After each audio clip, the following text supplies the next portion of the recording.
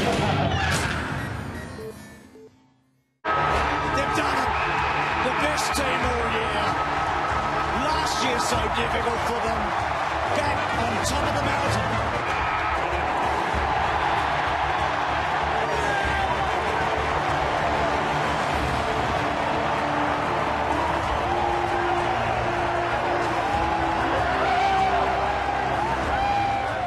Yes, the Hawks are the champions in 2013. Hello, I'm Luke Darcy. Welcome to Access All Areas. What a grand final, Damo. The Hawks were the best team in the competition all year and very worthy premiers in 2013. Darcy, you just have to admire, don't you, and love the teams that continually give themselves a chance at the big games. Hawthorn is one of those teams. Go back to this Monday of last year when they just lost to the Swans. I certainly thought, and I think you did too from memory, that the era was over, that this great team that Hawthorn had put together would only get one premiership out of it. But here we are, 12 months later, and they've now got two out of this era, and that's enough for any team in any era to get to. I mean, they're hard to win, as you know. Yep. They've done it, and they put together, Das, an amazing home and away season, didn't it? It got lost, I think, in the week leading into the game, and they lost to two teams, Geelong and Richmond. Three games in total, but two teams only. Yeah, remarkable season. In the build-up, Damo, we're talking all about the Fremantle Heat. Watch the pressure they're going to be under. I, for one, thought that it was going to be enough to upset Hawthorn. Well, change the jumpers, and it was the brown and gold boys who did exactly that. Have a look at Luke Hodge. They're tackling the way they attacked the game in the first quarter. I think it really stunned the Fremantle Dockers, and they were shell-shocked for most of the first term. They were ready for it, Das, weren't they? They were actually ready for what Fremantle was going to cop at them. And in the end, they actually turned that pressure back on the Dockers. Look, I don't subscribe to the Dockers failing the big moment or choking in any way, but they actually were more prepared to go longer at that style of play than the Dockers seemed to be. Yeah, there's definitely some nerves for me for the Fremantle Dockers on the big stage. Their biggest crowd they played in before as a club was 60,000. Suddenly you're out on the MCG. And they were a bit fumbly early. They were a bit nervous. Lots been made of Fyfe's kicking. And look, he just doesn't do that in regular games. He was 12-1 from set shots going into the grand final.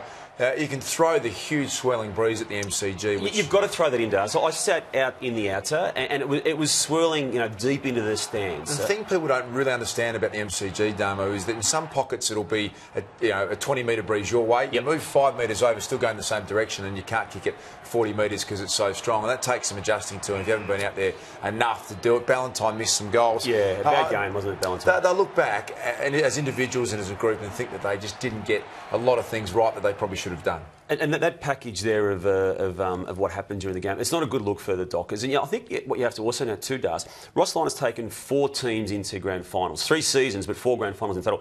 Totaled in those 4 matches in grand finals, 34 goals.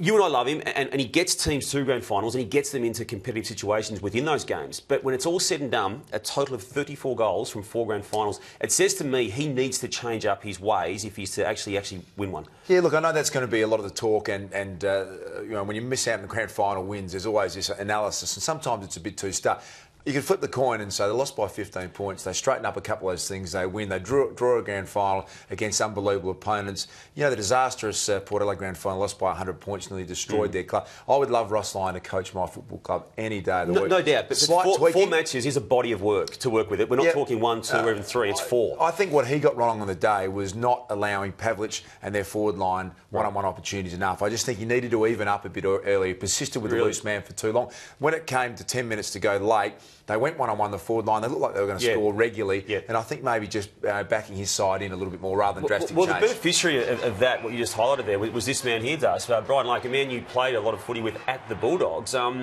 Was he the right Norm Smith medal winner? Yeah, I think he was. I mean, it would have been a close vote between Gunston and Lake for me if I had any involvement in it. I think that's the way the selectors decided. I thought he was sensational. Brian, it was the perfect scenario for him to get it on his terms, to be able to sift off Pavlich. He's the best intercept mark for a defender I've seen play the game. Right. And when he's allowed to do that, he's such a dominant player. So when Ross Lyon said after the game, we knew what we did wrong with Brian Lake. Can you tell us what he was referring to? He needed to, if even it meant playing 7 forwards, he had to get Pavlich one-on-one. Right. He had to push his loose man up and make sure that they were all one-on-one. Main played his whole season on 2 players. At some point, he just had to back in, even if they exposed their defence a bit more. And maybe that is where Ross could err on. They might have risked losing the grand final by 8 goals, but maybe they got a roll on and pinched it in a close game. Hey, Das, the AFL.com.au cameras got exclusive access to the Hawthorn rooms in their celebrations, and it's pretty powerful stuff we're about to have a look at here. Beautiful. Myself, Come on, fun. Sorry, Scooty, you just in the Premiership Cup. Beautiful. So I was just having a photo with the Premiership Cup, so you just... That's Brian Lake talking to his wife Shannon there inside the Premiership Cup. I told you he's a different cat. Lakey, these are great scenes, aren't they, Damo? And great access for AFL.com.au to be able to get these moments behind the scenes. And that's what makes you jealous, Damo, to sit around with your mates, soaking it in. You can just see this unbelievable joy and satisfaction now. It's had probably half an hour after the game to sink in and about to be presented out on the stage. Here's Clarko. We don't see this from Clarko too often, do you? Celebrating and smiling and loving the moment, but they deserved every bit of it. I think it was the Brisbane Lions who started the trend of putting the jumpers back on over the business shirts, wasn't it? It might have been. Well, I think you do what you like, Damo, when you win a premiership. Mark Seymour Hunters and Collectors were part of the premiership celebrations. Our cameras were inside the run-out as they were about to come back out on the ground and capture this amazing moment as well.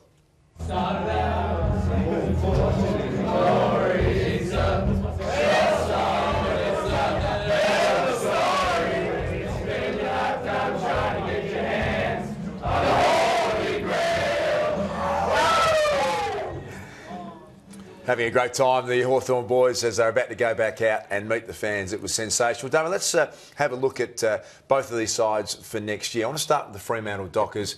They've had a close grand final loss by 15 points. Are they going to get back up there next year? I've got no doubt. I've got no doubt they'll actually attack this period of the AFL calendar pretty aggressively. We know that they had a big crack at Jack Revolt. This time last year, just about this time last year, they had a massive go at Travis Cloke. They'll try and get a forward in that area that you just referred to. So I reckon they'll bolster again. And we know with Ross Lyon, they're not going to go away. They're too good a talented list to go away. I still think he needs to tinker with how they play, certainly in finals, just to maybe change up a bit. But I see him back there. I mean, do you as well? I think you summed that up perfectly, Damo. They are such a talented side, well-drilled side, well-disciplined side. Matty Pavlich is ageing. Every team wants to try and replace a gun forward with another. They'll be in the market for that. And what I like about them, they're an aggressive club now. They've got this hard, steely resolve, and you would think that they are capable of landing a big fish, given the way they got Ross Lyon. Hawthorn, to me, we'll talk about Buddy Franklin, who I think will almost certainly go. We could almost lock that in, that he'll beat GWS. I think they've planned for this pretty well, Hawthorn. I think over the last 18 months, changed their style. They had Coleman medal winner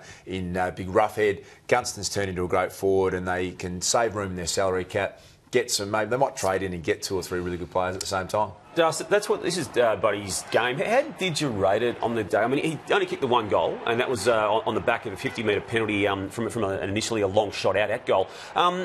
What was it? What sort of game was it? Well, I think he's been coached into a very different role. We see where he is. He's way up the ground, pushing up, winning footy out of position. I mean, I think if you wanted to have an individual brilliant season, you'd leave him 30 metres out from goal and he can kick 100 goals. But credit to Alistair Clarkson. I mean, you'd love to play with Buddy Franklin, but they changed their style so that it was less Franklin reliant. He's still going to be an incredibly capable player, but the way they play, strangely enough, I don't think they'll miss him as much as you would probably think. Well, let's have a look at what will happen or what may happen in the next 4 weeks here with us. We've got free agency officially starting Friday, and we'll just go through this list of players. So you've already said yourself, Lance Franklin. I believe he goes too. I think it's a done deal. And as you say, I think importantly for what it does allow Hawthorn to then do is to bring other talent in. How soon will that be announced quickly? Probably Wednesday this week. And look, there are a couple of wild cards in it. It's not just GWS. There are probably Sydney Swans and possibly Fremantle just giving some consideration now. But I think his mind is set to go to GWS. Dale Thomas? Dale Thomas will go, and almost certainly to Carlton. There's been a lot of talk in the background there for some time. Where does Eddie Betts go, I'm assuming? I reckon Adelaide does. So there's a good offer there. I reckon he's gone. Yep. Dustin Martin? He'll stay, but not through any other choice than he has no other choice but to stay. And it'll be a lot less money than what he's been on. I'm told, Damo, that he's been given an ultimatum by the club, signed by the close of business today, announced it at the best and fairest tomorrow. Otherwise, out off the table and you can go elsewhere. Well, if that's the case, there's not many clubs knocking the door down, as we've discovered. Nick D'Alessandro's the next one there, Das. Interestingly, spoke with North Melbourne senior players last week, set up a particular meeting with those players. When that happens, things usually happen, don't they? Yeah, absolutely. He'll go to North, I reckon. Taylor Adams from GWS? Don't know where he's going to go, other than it won't be at GWS, and it will be somewhere in Victoria. And Heath Shaw? Heath Shaw will go. A lot of suitors for him. Don't rule out Hawthorn on that particular player, should Buddy go. And Shane Mumford's almost a big gun for hire these days, isn't he? Yeah, he is. And again, I wouldn't be ruling out Hawthorn on the Shane Mumford transaction if Buddy goes. They've got a doubt about Bailey, about sustainability of Bailey in the competition. And as we know, he was really good all year. He got through and finally got a premiership. But yeah, some doubt as to whether he stays on or even certainly stays on in the same capacity that he had this year. Nice work, Damo. Thank you. You've had an outstanding year yourself, the back-to-back Alf Brownlow medal winner, which is basically Alf Brown, which is the Brownlow of the media, Damo. So congratulations to you. Dominated the media this year, broke all the big stories. And thank you for watching Access Hilarious throughout the season. Although the footy action on the field has reached its conclusion, afl.com.au will not stop. We'll have all the latest news and video content starting from tomorrow with the draft combine right through the trade and free agency periods and into the summer pre-season training. With your team, we do not stop, so keep clicking back to the AFL website. As we leave you, let's go out with the Hawks players celebrating their magnificent achievement. Goodbye.